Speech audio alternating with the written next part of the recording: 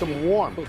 I like them warm. A second to me. I would put them in a microwave for about 10 seconds. You don't want to fool around with a microwave. You don't want to go 30 seconds, then the cookie's all over the microwave. Welcome to PTI, boys and girls. In today's episode, the Nats confuse me. Indiana bails on Notre Dame, and horse racing's Triple Crown could be done. But we begin today with Tarik Skubal making his debut start for the Dodgers tonight. Skubal will go against your Cubs, Wilbon, who added starting pitching at the trade deadline in Kevin Gausman from Toronto and Clay Holmes from the Mets. Wilbon, which of these teams just put more on the line to win a title this year? The Cubs. The Dodgers didn't put anything on the line. They look. I'm not saying the players they traded away aren't of value and aren't highly rated. They're also, like everybody else, finding some change in the crevices of your sofa.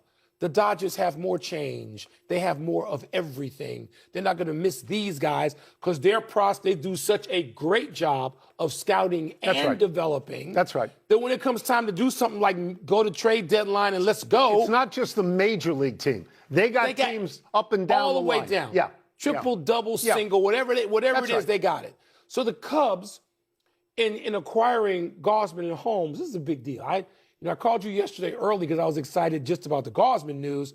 The Holmes news comes later. The Cubs have had so many pitchers injured. By the way, Zephyr John from the Angels, fireballing, as we used to say, relief pitcher out of the bullpen, with Palencia just coming back from season-long set of injuries. That's going to help. But when you get those starters to join Cabrera and the starters the Cubs have, who the Cubs have done marvelously to stay in this. They put it on the line in a way I am not familiar with the Cubs putting it all on the line to go after it now. This is what I love most about the show. It is the most Chicago-centric show in the history of ESPN. New York-centric as well. I really like that. No, Chicago-centric. Look, I like what the Cubs did. They got 40 starters on the IL, so they went and got some starters. They did the right thing. And you are correct that the Dodgers don't need Tarik Skubal. They won 2 World Series in a row without him. But what they did was strategic. They said, we're going to deny other teams that can beat us the chance to get Skubal. So it applies to the Phillies, and it applies to the Cubs, and it applies to the Braves, and it applies to the Brewers. Yes, because Brewers, if you're in a 2 of 3 series or a 3 of 5 series, what you don't want is to have to go against Skubal and Mizorowski. So what the Dodgers did was both offensive and defensive. I will tell you what surprised me. That deal was done on Saturday. The trade deadline was Monday. I understand these are good prospects. Maybe they're the greatest prospects in the world, but they're prospects. They're not everyday players right now. I was surprised that the Tigers didn't wait another 36 or 40 hours and see if a National League team would throw some everyday players at them as well as prospects. Tony, that surprised me. What's interesting is that in looking at all these assessments and grading processes for who did well, who didn't do so well, which we'll get into in a second here, the Brewers don't have the kind of prospects. They didn't do anything. Well, they did a little something, but they don't have the kind of prospects that the Dodgers do. So to me, this is overstated, this whole notion that other teams would step in. They can't step in because they're not as wealthy as the Dodgers in terms of resources. Some teams are. Well, the Yankees, for example, if they wanted them or something like that. The Yankees got pitching. Look. I just don't want to hear, and I know you agree with me about this. What? I don't want to hear that this is terrible because the Dodgers just bought Skubal. No. They are renting him for 2 to 3 months. They can buy him. And they can buy him. He's going to get a king's ransom from somebody, but it doesn't mean it's necessarily them. It doesn't mean that. They all could have done something. They decided not to, and that might have been prudent. But this whole Dodgers ruining baseball. No, they don't. They don't ruin it. They're better than others. Speaking of, the Dodgers and my Cubs weren't the only trade deadline buyers. Boston added Adley Rutschman from the Orioles, stunning us and everybody else. The AL leading Rays traded for right-hander Freddie Peralta and catcher Liam Hicks. The Padres added 2 arms in Robbie Ray and Casey Mize. And even the Pirates got in on the action a little bit, acquiring bullpen arms, including Luke Weaver.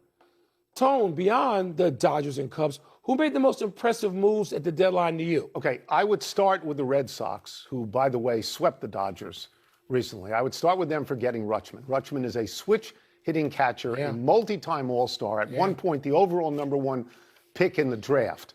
And the Red Sox were terrible defensively and terrible offensively at catcher. So even if you don't think that Rutschman is the great player you thought he was going to be, he's better than what the Red Sox had. Yeah. And he's 28 and he's in his prime. And I think that was the #1 move. The #2 move for me in terms of teams was the Padres. The Padres acquired starting pitching. They acquired Ray, right? Who else did they get? Robbie Ray, Casey Mize from Detroit. So this is an important concept to me because a few weeks ago, I think they were under 500. I think people thought they were dead. Now they are renewed with starting pitching and the fact that Tatis and Machado are hitting the ball very well now. The one thing that jumps out at me, these two teams, is this.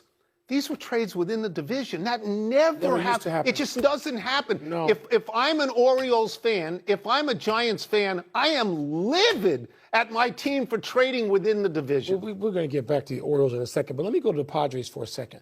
Because what they're doing is adding Robbie Ray and Casey Mize to Michael King.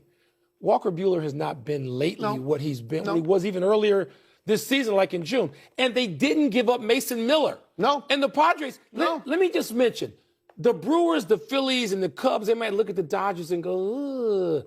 The Padres don't give a damn. The Padres have eliminated the Dodgers in recent years from the playoffs. So I think that was impressive. Phillies, am I the only person left in the world who likes Luis Ariz and would put him in a lineup, particularly in front of Schwarber, to set up Schwarber to have like 100 more Let me ask you a question. He wins a batting title every year. And gets traded every year. Yes. What is the deal with this guy? You know what the deal is?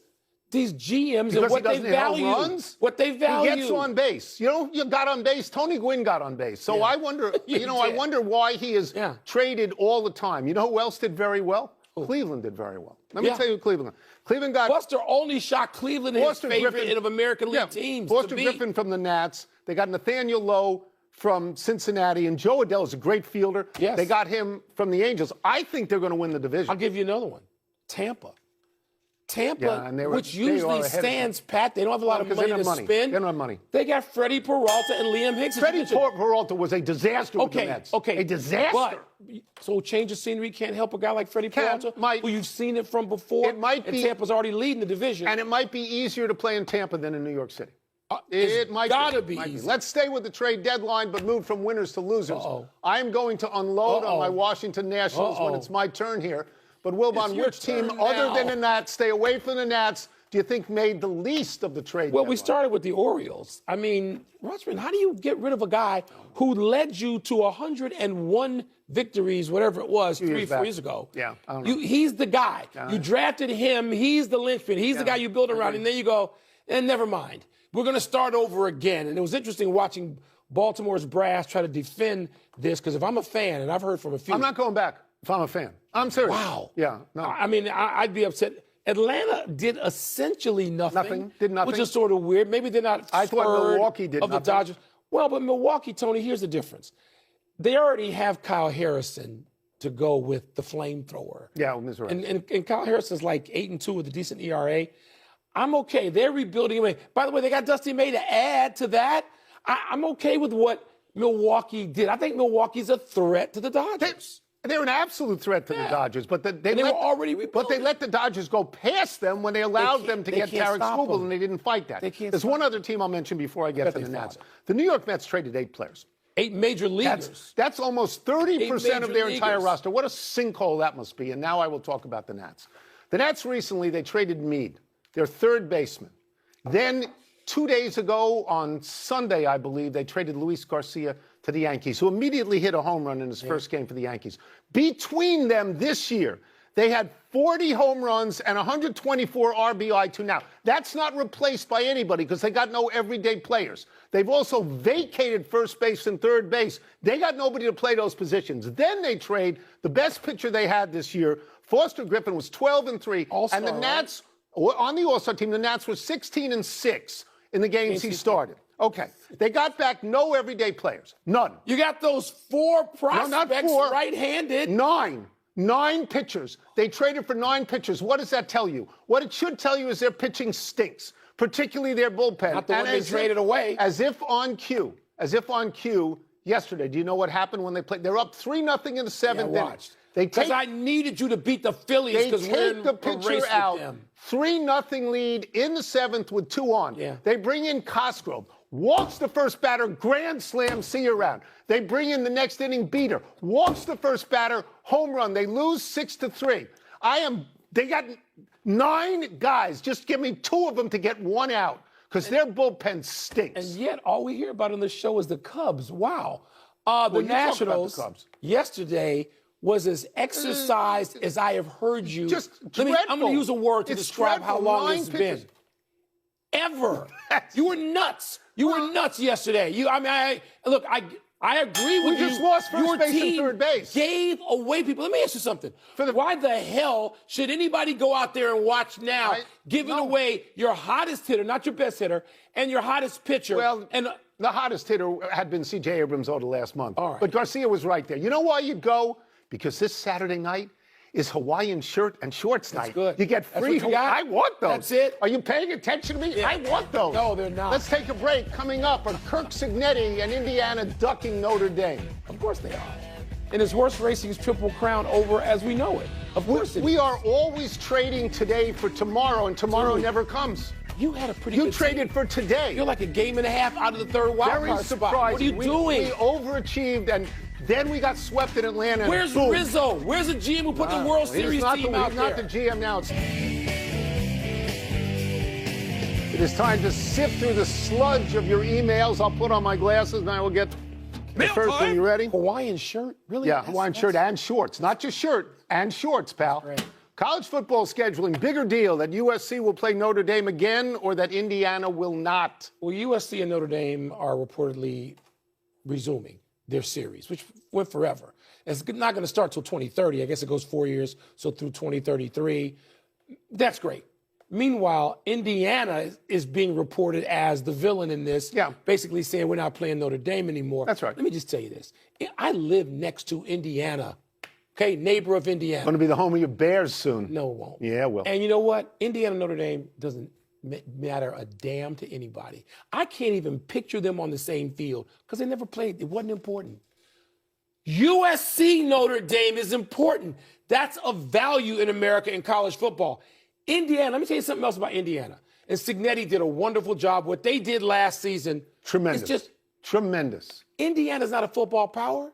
Indiana's going to go back to being what Indiana was. I don't mean bad. No. Indiana won't matter. Indiana is irrelevant to college football season. So Indiana Notre Dame is irrelevant. Notre Dame SC, very relevant. Yeah, so we have a slight disagreement here. Personally, I think that USC and Notre Dame should play every year because they are great programs, traditional legacy agree programs. On that. What disagreement? I also sort of think that Indiana should play Notre Dame for the rights to brag in the state, although Purdue is in the same state. Yeah. But still, but the point here, the bigger thing to me is Indiana for this reason. Kurt Cignetti, all power to Kurt Cignetti for what he did, but he ducks any good team non-conference. This is who we played last year, non-conference. Old Dominion, Kennesaw State, Indiana State, 1AA. This year, North Texas, Howard, 1AA, Western Kentucky. You always make fun of the SEC. You say they don't schedule anybody. Do you know the SEC has a rule? Indiana? The SEC has a rule that you have to play one Power. They do now. One Power 4 conference. Obviously, the Big Ten does not. I just think this is weak on the part of Indiana. Weak. It is weak, so we don't disagree. All I'm saying is Indiana Notre Dame ain't relevant. Okay. Can you picture their two teams and their jerseys on a field together? No. Not like USC. No. Exactly. USC. Indiana, more power to them, except give me an over-under on Indiana's record this year. What do you think they're going to be? I'd say they win at least 8. At least 8. At least 8. I'm tempted to go under. Horse racing. Oh, this is just for you. Thank you. Is it fair for the Kentucky Derby and the Belmont Stakes to cut out the Preakness? Okay, so this is what has happened. Churchill Downs has got a partnership with the New York Racing Association or New York Racing Belmont Authority. People? Well, not just the Belmont people, the entire state. They're going to put together a series of races, it seems to me, in 1 year to crown a 3-year-old champion. And the 6 races that are going to be involved in that are the Kentucky Derby, the Belmont, the Travers, the Jim Dandy, the Matt Winn, and a championship race to be held at Churchill Downs. Not the Preakness. No Pimlico, baby. No, not the Preakness. $500 million. There is still a Triple Crown, and there is still a Preakness. But who's going to run in the Preakness? No trainer is going to run his horse in the Preakness 2 weeks after the Derby when you can wait 5 weeks and get to the Belmont and be part of this series. So what has happened, in effect, is Pimlico has been cut out, Yeah. and the Preakness has been cut out, Yeah. and the Triple Crown has actually been destroyed, and it's deliberate. Okay. It's deliberate. So this is basically somebody just taking the shiv. Yes. Because they already did it to themselves. They were already dying. They don't run anyway. There wasn't a trainer worth a damn because they didn't want to run in Pimlico. 2 weeks after. They should have gone first Saturday, May, and June, July. because they didn't, they're done. They helped the marginalizing of self. Yes. They did it to themselves. What did Maryland, the state I live in, just spend to redo like $485 million like $500 million, and now it's over. Yeah. No, unless what? they pull a rabbit out of a hat and money, they who's reschedule. coming to get them? I don't know. What's the most important thing for the layperson in horse racing? The Triple Crown. The Triple Crown. But it hasn't existed, Tony. 3 years. Every 4 year years. I call you and go, where are your horses in Pimlico? No, it's not there. It's been recent, but there is a schedule fix that you can make. Good. An easy one. You know why this happens? These people cut because them out. unlike czars of basketball and football and hockey and baseball, there's nobody like that in horse racing. There's nobody with the authority to say, this is what we'll do and this is why we're going to do it. That's enough email. Let's take one last break, but still to come, FIFA boss Gianni Infantino could lose his job. While Mauricio Pochettino keeps his. No czar in Indiana to tell Notre Dame you got to play. Tell Indiana you got to play Notre Dame. No czar there. Did I mention Hawaiian shirt and shorts night? Did I mention how much?